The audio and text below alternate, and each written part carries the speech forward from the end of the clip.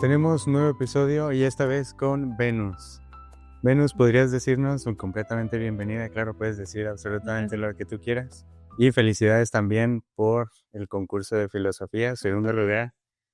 Entonces, ¿qué podrías decirle a la audiencia? ¿Qué debería saber de ti antes de esta entrevista? Pues bueno, mi nombre es Venus, tengo 16 años, actualmente estoy en el mismo salón que sí, que eso.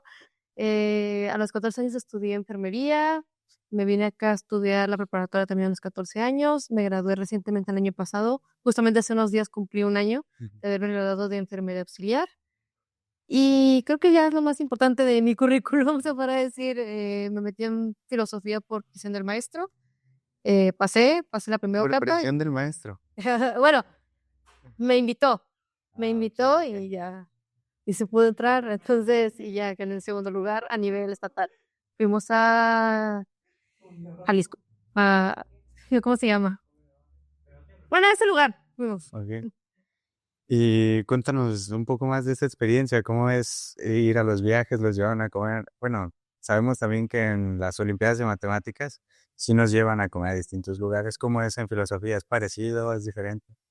Comparándolo, la verdad es que sí es parecido, pero en las dos ocasiones, tanto en la primera etapa como la segunda, nos sacaron a presenciar, lo que normalmente no suele pasar en matemáticas, normalmente siempre es virtual. Esta vez no, se tuvo que hacer totalmente presencial. La primera vez fuimos a la prepa 16 y nos dieron de comer antes de irnos. Ahí dentro también nos dieron de comer y después del concurso también nos llevaron a comer. También lo mismo pasó cuando fuimos a la estatal. Nos dieron de comer en el camino. Nos fuimos a comer antes de que empezara y ya después de que concluyó todo el concurso también nos dieron a comer. ¿Nada más los llevaron a ustedes o también participaron con otras preparatorias?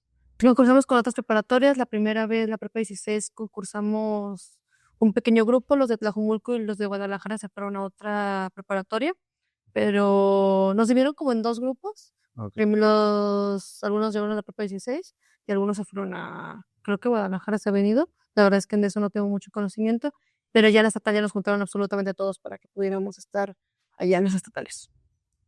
Háblame un poco más acerca de qué tuviste que escribir, o sea, cómo funciona, les tienen que poner una frase, qué tienen que hacer. Lo que nos dicen al entrar es que nos dan una hoja que tiene todas las instrucciones de cómo se debe de relatar, que no se deben de citar a más de 2 filósofos por cada 4 cuartillas.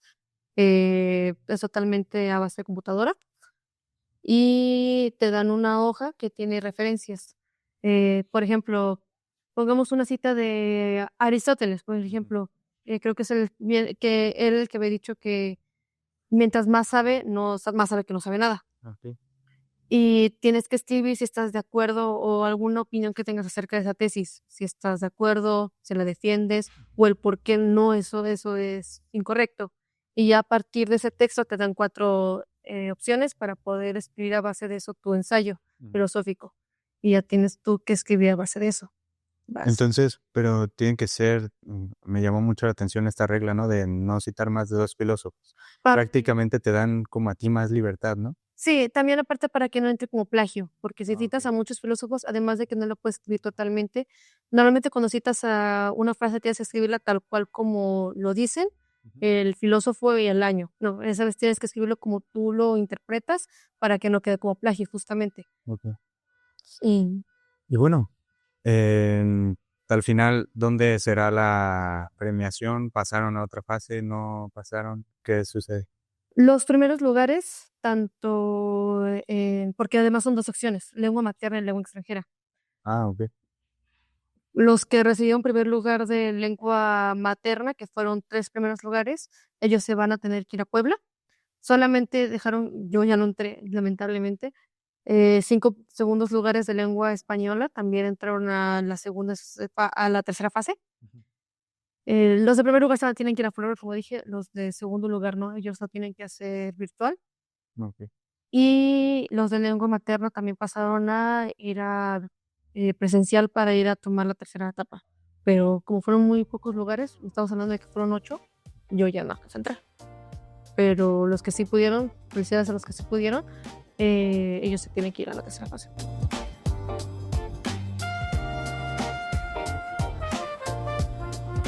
Muy bien. Y bueno, pues como tal, vamos a empezar entonces con la dinámica que ya ustedes conocen.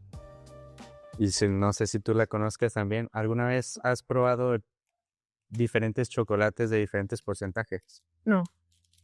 Bueno, este es del 60%, así que no sé, partido para que agarres uno. Normalmente solamente solo comer chocolate con leche. O bueno, pues O, no o, tenemos. o a ver. Se nos hizo mal ahí. Bueno. Y bueno, lo puedes probar. Lo puedes probar y mientras te voy contando acerca de cómo se hace el chocolate. Ok. Primeramente, tenemos la cosecha, ¿no? Estos chocolates en específico, los chocolates Casep, vienen de Tabasco, ¿ok? Es una familia, la familia Casep, que ellos mismos producen estos chocolates. Y a mi gusto están bastante buenos. Pero notas, ¿qué notas en el chocolate? ¿Te parece, hay algo que te llame más la atención del sabor? Mm, la verdad no tengo un gusto tan entrenado para distinguir diferentes sabores o diferentes, tal vez texturas que pueda tener el chocolate, pero lo que sí noto es que sí está mucho a sabor a cacao, muy concentrado. Sí, sí. Y generalmente esa es la razón por la que compré este tipo de porcentajes, ¿no? Entonces, bueno, volviendo un poco a la cosecha, siempre tienen que partir o, bueno, cortar las vainas y de ahí es de donde sacan el cacao que después va a pasar a otras fases. En este caso, hay ciertas texturas, ciertas cosas que los que hacen esta labor entienden que son buenas, son malas y todo esto, ¿no? ¿Qué notas habría en ti y qué cosas pueden distinguir las personas que te conocen, incluso la gente que no te conoce tanto? ¿Qué notas crees que puedes transmitir a los demás?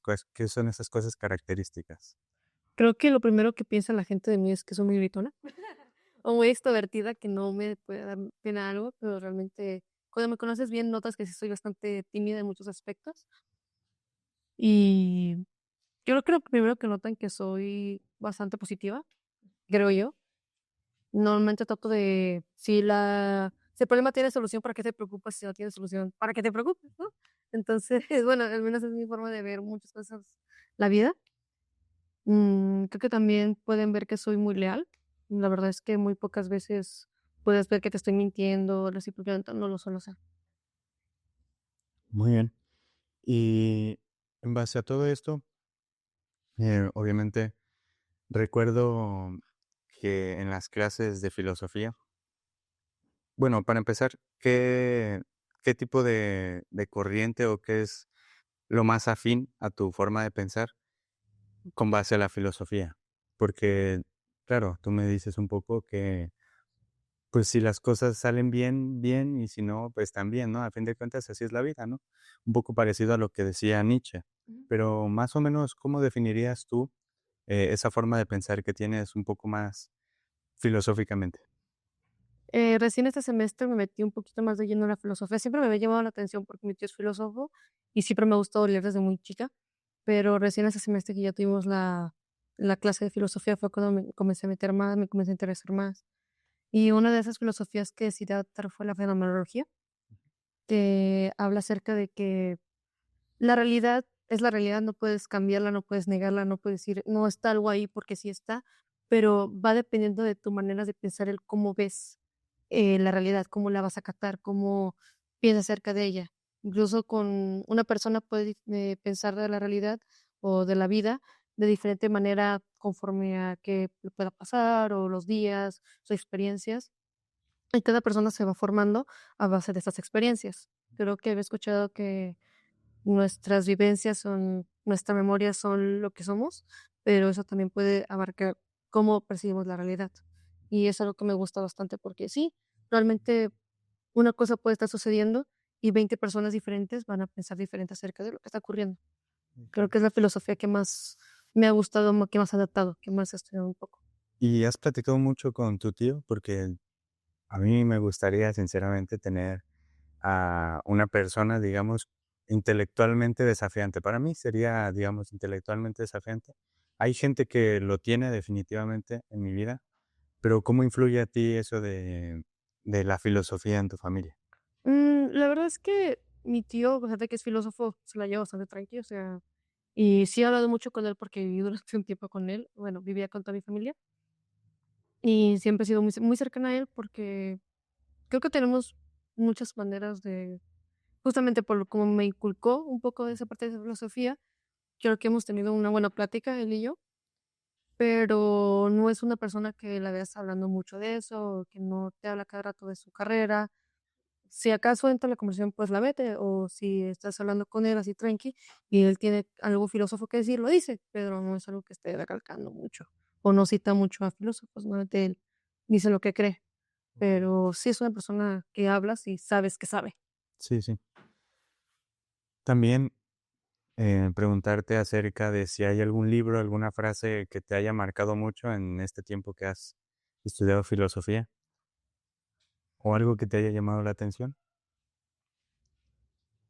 Es que son muchas cosas, pero creo que por el momento, con la que más me quedo es acabo de leerlo, es la de El mito, de Sísifo, lo acabo de comenzar, pero me gusta bastante un párrafo que dice que acerca del existencialismo, Ujú. que tú no puedes cambiarlo, justamente la fenomenología, tú no puedes cambiar lo que es, pero sí puedes cambiar tu manera de pensar o cómo lo ves. Sí, Si haces algo y no te gusta cómo lo haces, vas a ser infeliz, pero si te empieza a gustar un poco más o comienzas a hacer pequeñas cositas que te hacen feliz, te va a gustar más. okey. Me recuerda, por ejemplo, a esta forma de la psicología, ¿no? De enfrentar las fobias, que es ir encontrándote con ese tipo de miedos poco a poco, digamos, no de lleno, sino poco a poco para ir Se no quitando. cayó, bien diría Sí, sí, muchas sí. personas. Mm, puede ser que tenga que ver, puede ser que no, pero más o menos a eso me recordó a mí.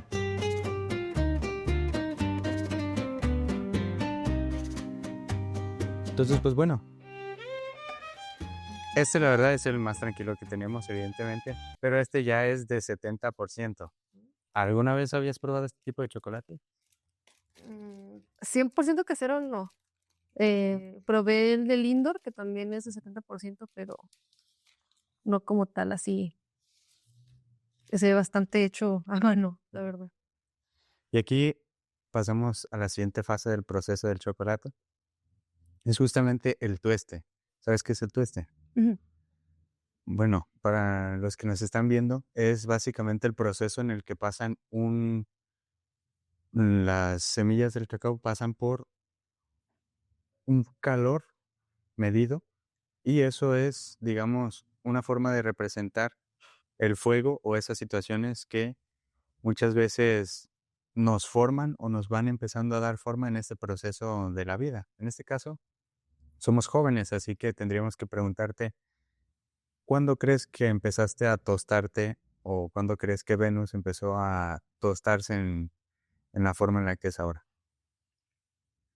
Creo que desde niña fui bastante consciente acerca de como lo que pensaba alrededor, nunca soy bastante ingenua en muchos aspectos, pero nunca llegué a ser como tal de bajar tanto la guardia o pero cuando comencé a cambiar fue como quizá comencé a ver que la vida no era como tal cual de color de rosas, o cuando comencé a ver que los problemas solamente iban a aumentar con el tiempo si no hacía algo para arreglarlos o remediarlos. Sí, claro.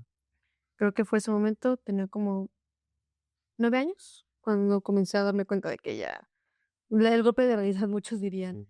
que fue cuando vi que ya que tenía que hacer algo para seguir bien, seguir forjando mi futuro, seguir empezando a hacer lo que tenía que hacer, quizá algo escrito para mí, o quizá yo debía descubrirlo, pero de empezar a hacerlo ya. ¿Y Por ya lo tienes definido ese algo?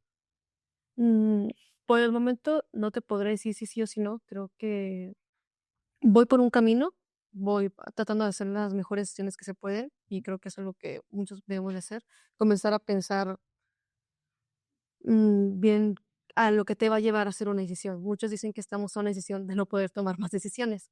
Entonces, creo que es muy importante ver realmente, así sea algo, que tú veas como que es básico o tranquilo, comenzar a ver el por qué lo haces, el por qué estás haciendo lo que haces.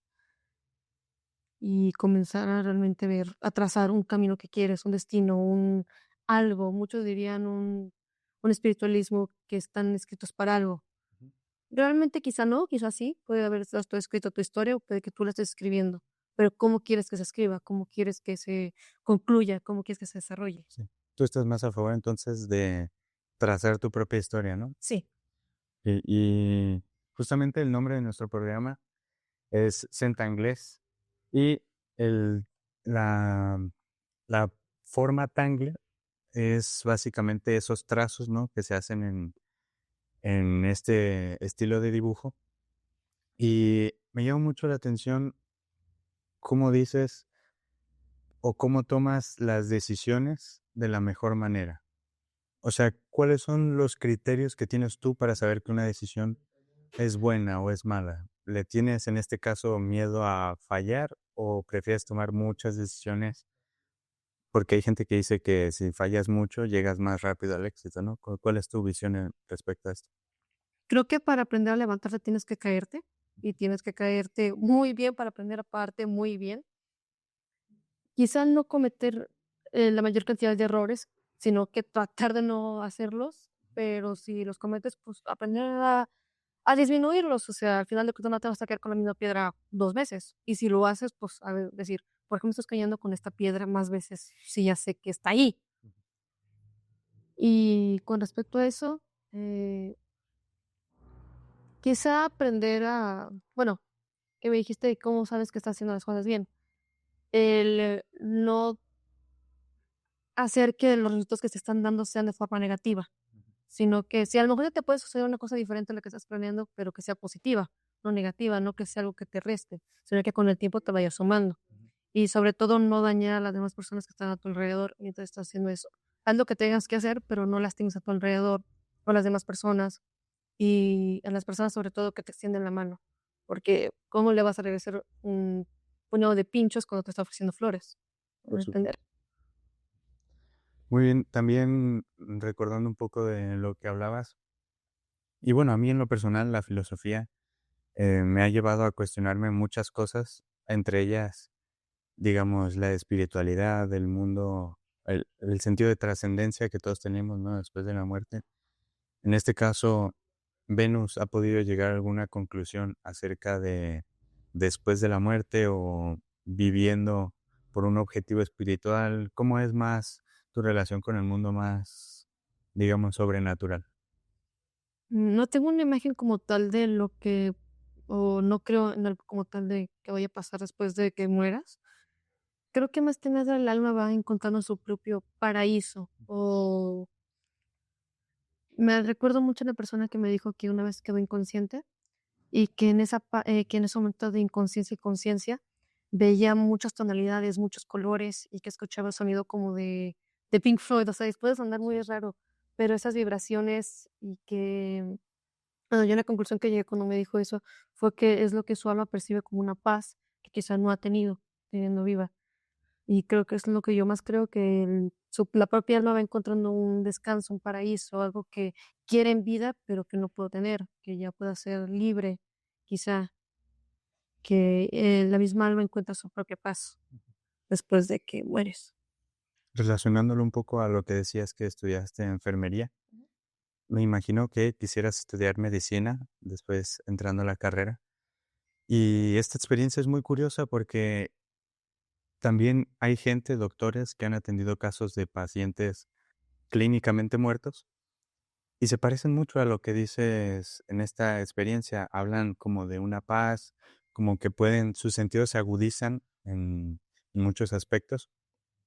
Entonces, ¿tú crees que realmente la ciencia, en este caso, de la medicina y todo esto, nos podrían dar una solución o una respuesta más allá de la filosofía? ¿O crees que debería tener una respuesta a la filosofía para poder hacer conclusiones científicas?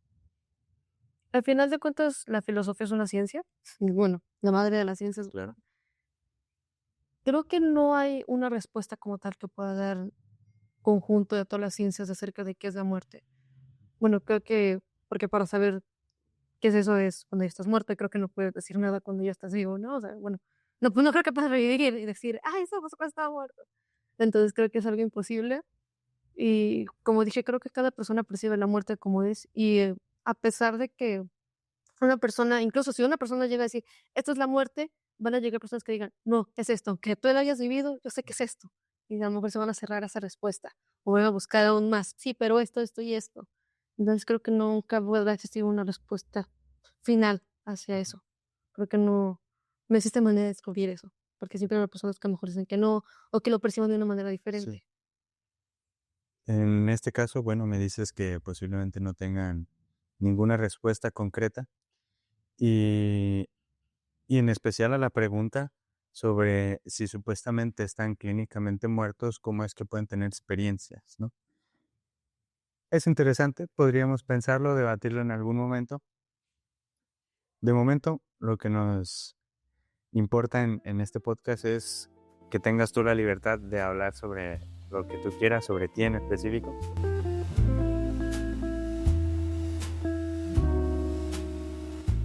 Y bueno, para eso vamos a pasar a la última parte, que es el chocolate ya de 100%. El último invitado dijo que sabía muy feo y todo buen que no le gustó para nada. Vamos a ver qué opinaste. Sí, igual sí soy muy delicadita, entonces a lo mejor tampoco me gusta, pero no hay que cerrarnos jamás a diferentes experiencias.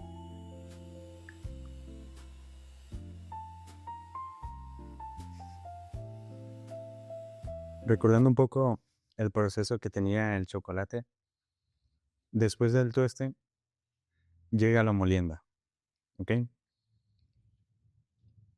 Cuando trituran el grano del cacao, en este caso, para decidir qué es lo que se va a hacer, si va a ser amargo, si se va a hacer de una u otra forma, en este caso es amargo, tiene un propósito. Toda esta trituración, ¿cuál es ese momento en el que tú sientes que has estado en molienda y cuál propósito crees que haya tenido esa situación? Creo que la experiencia que más se puede acercar a eso fue una vez que me dio un ataque de pánico de nivel que yo sentía que me iba a morir. Ya de plano me comencé a estresar, que es algo que no suelo hacer mucho, no lo tengo de hábito, pero realmente lo comencé a hacer porque yo sentía que de verdad ya me iba a ir y comencé a ver que ya realmente tenía que comenzar a hacer algo para poder cambiar lo que estaba haciendo, porque lo estaba haciendo mal. Todo lo que hacía me salía mal, bueno, al menos es la manera en la que yo la veía, y ya me está haciendo mucho daño a mí, a mi alrededor. Por eso es lo que digo que las decisiones que tomas no deben de afectarte de esa manera, pero yo lo estaba haciendo mal. Y fue cuando comencé a ver que, al final de cuentas, nadie me iba a venir a salvar, nadie me iba a dar un inflable para que pueda subir sobre eso, sobre la manera en la que yo estaba viviendo en esos momentos. Y fue como comencé a ver, oh no, tengo que cambiar algo y al final de cuentas, lo único que va a poder hacerlo soy yo, Okay. dirigiéndome hacia una nueva dirección. Entonces fue cuando ya comencé a ver, y dije, ya basta de boludeces, ya basta de lo que estoy haciendo, ya, hay que hacerlo bien. Y fue cuando comencé a ver, sí, comencé a cambiar bastante para bien, por suerte. Por eso estamos ahora aquí. Y también cuando comencé a ver eso fue cuando entré a enfermería y comencé a ver un mundo lleno de posibilidades, comencé a hablar con personas a las que yo estaba atendiendo. Me tocó trabajar en asilos, muy pocas veces trabajé ahí, pero me tocaban experiencias, o bueno, personas que me hablaban así muy mayores, que me decían de sus experiencias, de cómo habían llegado a ese asilo, y fue cuando comencé a ver, oh, ok, están es fuertes estas historias, Sí. porque realmente cuando trabajas en asilo son experiencias muy, muy fuertes, y es cuando te quitas una venda, realmente te quitas una venda de lo que están viviendo, de cómo puede llegar a ser la vida. Y es cuando comienzas a ver, oh, vaya, esto es lo que estoy viviendo y esto es lo que Tomas conciencia de todo lo todo, que ha sucedido. sí, todo lo que te sucede, todo lo que te puede suceder. Y es cuando comienzas a ver, oh, oh. Sí, claro.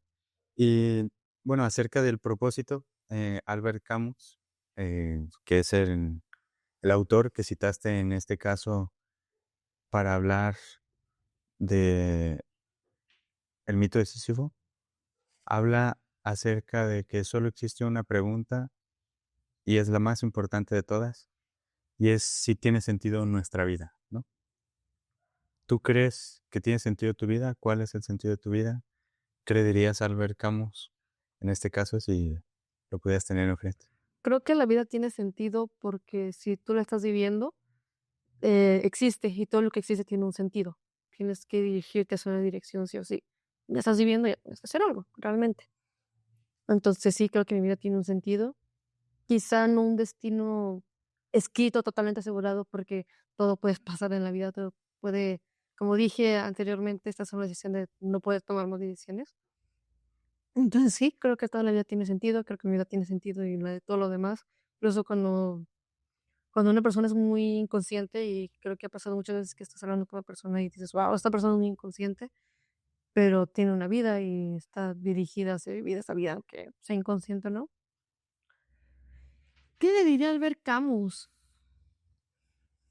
Es una pregunta bastante interesante. Creo que le podría preguntar tal cual, tener conversación seria con él y decirle: "Para ti, ¿qué es lo que estás pensando al decir el existencialismo?". Porque muchas editoriales la cambian, Sí, o cuando el momento en el que él pudo haberlo escrito, pudieron haberle cambiado al momento de escribir sus libros. Entonces, es lo que nos queda de él, leer sus libros y ver lo que es que él escribió. Pero, ¿quién te asegura que realmente fue el mensaje que él quería dar? ujú. Porque lo que tú estás, entendiendo de los libros es el mensaje que él quería darte. Entonces, puede que si le hablas con él, te pueda decir no, o sí, o puede decirte, a lo mejor sí, pero esto y esto. Y creo que sería una pregunta que me gustaría hacerle. Realmente, ¿qué es lo que quería transmitir a través de sus libros? Sí, claro. Y tenemos el ejemplo muy claro, ¿no? De cómo editaron los libros de Nietzsche. Y justamente yo por eso es que muchas de las cosas que podemos saber acerca de los libros que se escriben de filosofía y de cualquier cosa, podemos conocer si son realmente legítimos o originales, porque digamos que hay una especie de consenso. En este caso, sabemos que en el caso de Nietzsche algunas cosas fueron cambiadas en el original.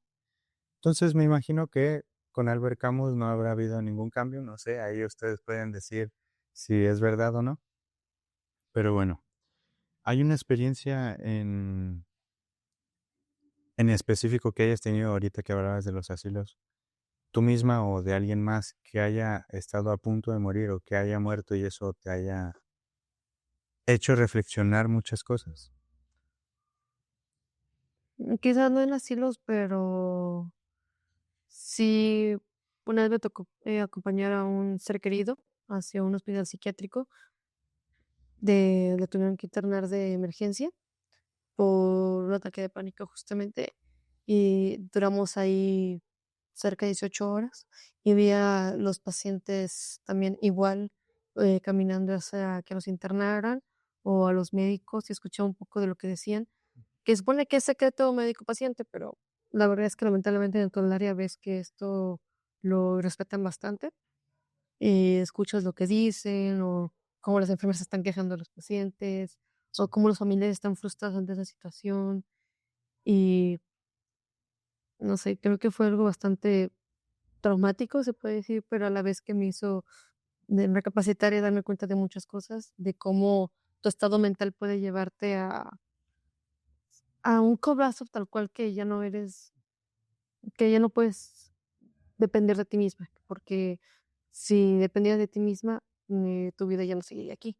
Y fue cuando comencé a ver esos tipos de pacientes, esas experiencias, porque no solamente una vez fue al hospital psiquiátrico a acompañar a esta persona, fueron varias. Y fue cuando comencé a ver del realmente del riesgo que puede llevar una persona consigo misma, de cómo su mentalidad puede lastimarla a tal punto, de todo lo que pasa. Y fue cuando creo que fue el golpe de realidad más fuerte que tuve. Y sí, varias personas estuvieron a punto de intentar contarte su propia vida. Y a lo mejor pueden ser, problemas muy pequeños, así como pueden ser problemas muy grandes que los lleven a ese punto.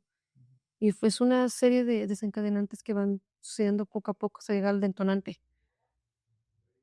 que es lo más fuerte. Me gustaría que me dieras una opinión acerca de una frase de mi libro favorito.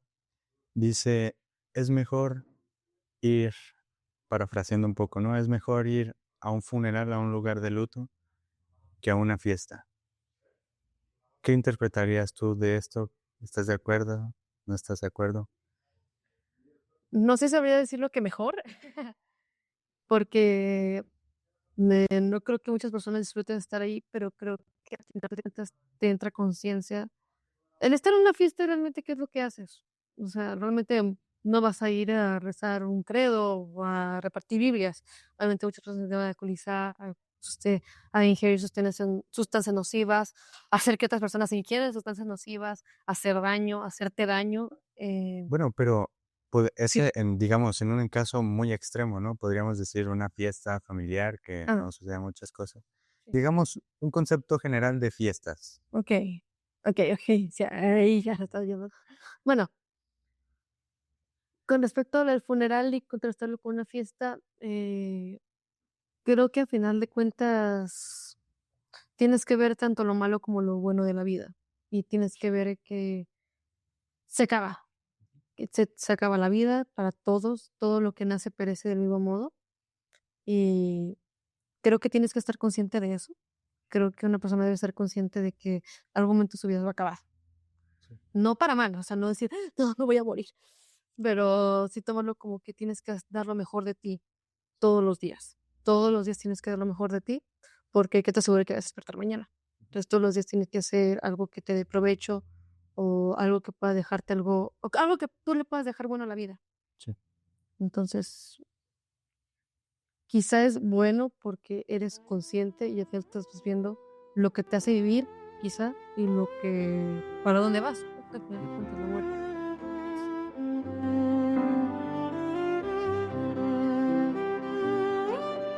Y bueno, la sorpresa de este programa y siempre el final lo que hacemos es que te invito a reflexionar en unas palabras, ¿no? De manera calmada, olvidándonos de todo lo que hemos vivido del día a día. Y si estás de acuerdo, hacer una especie de meditación, ¿no? Justamente volviendo al tema del Zen, es muy conocido porque se refiere a esta parte de meditación, ¿no? Entonces, si estás de acuerdo, podemos relajarnos, cerrar los ojos, respirar profundo, respiramos. Cualquier idea que venga a tu mente, cualquier imagen, concepto, lo guardas para después dar tu conclusión.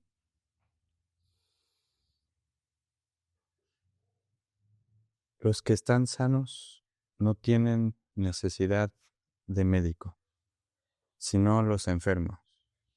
No he venido a llamar a justos, sino a pecadores al arrepentimiento.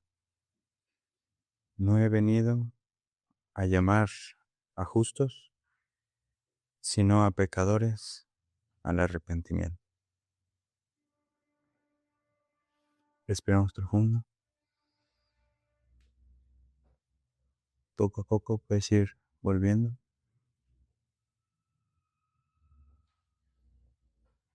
Cuéntame, ¿qué opinas? Lo que opino es que, con referente a la primera frase que dijiste, de que la persona sana no requiere un médico, creo que no buscamos ayuda hasta que estamos mal. Creo que una persona no busca salir de algo hasta que le está haciendo mal, hasta que recibe algún daño.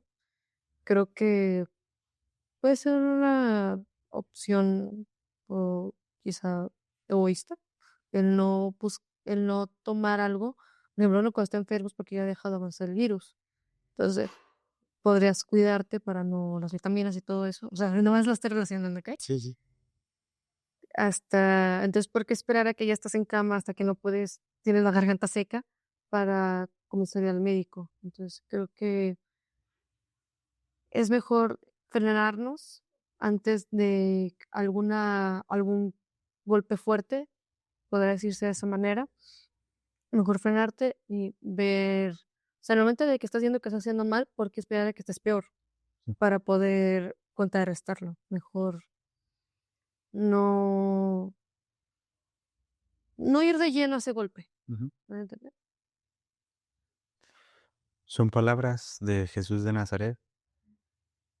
Para mí define mucho una persona el cómo responde esta pregunta y es, para ti, para Venus, ¿quién es Jesús de Nazaret? Jesús de Nazaret visto de forma bíblica, no, De la manera que tú quieras. mm, ¿Quién es para ti? ¿Qué significa para ti la persona de Jesús de Nazaret?